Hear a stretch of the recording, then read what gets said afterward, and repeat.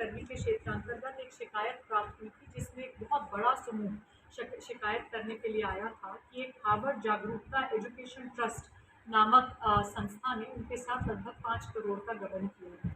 और ये एक मल्टी लेवल मार्केटिंग स्कैम समझ में आया, जैसा कि उन्होंने बताया। तो उसी के आधार पे, उनकी शिकायत के आधार पे तुरंत इसमें मुकदमा 406 420 में पंजीकृत कर लिया गया था एवं इसमें विवेचना आरंभ कर दी थी।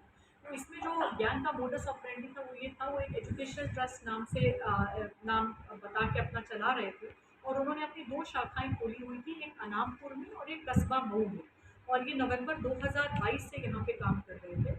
और ये लोगों को विभिन्न पदों पर नौकरी देने, जैसे कि home tutor, field coordinator, computer teacher, green plant manager, इस प्रकार से प्रलोभन देते थे कि पहले आप इतना पैसा, कि 5,000 या 10,000, अलग अलग पद के अनुसार अलग अलग रेट था, कि आप हमारे साथ इस पद पे नियुक्त हो जाइए, इतना पैसा आपको डिपॉजिट करना पड़ेगा। उसके बाद आपको काम करने के लिए मासिक 800 रुपये, 1000 रुपये इस तरह से मिलेगा। तो वही नौकरी के लालच में बहुत से लोग इस प्रलोभन में आए और लगभग 2,500 पीड़ित हमारे जनपद में जुलाई तक थे। जो उल्लेखनीय बात है वो ये है कि इनके द्वारा यहाँ जितना भी काम किया गया, उसमें किसी ने भी इनका स्वयं का नाम या स्वयं की डिटेल सामने नहीं आई। जितने ये फ़ोन संचालित कर रहे थे वो सब अन्य लोगों के नामों पे थे। वो सब ने नंबर्स बंद हो गए जब ये लोग यहाँ से गबन करके भागे।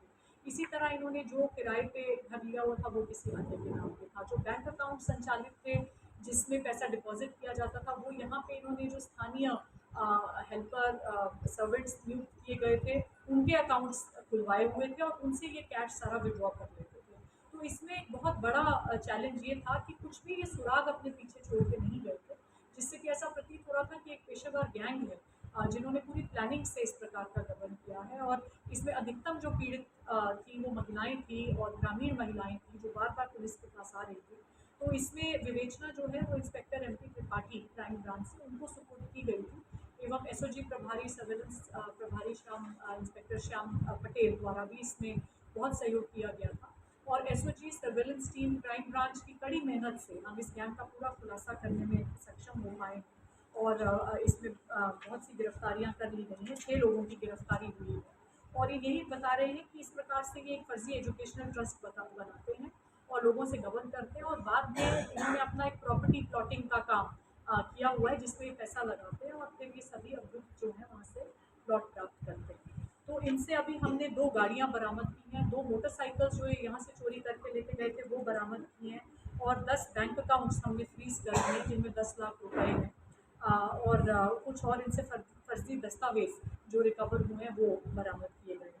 और इन बरामदगियों के आधार पे इनमें धाराएं 419, 20, 67, 68, 71, 369, 411 की बढ़ोतरी की गई है।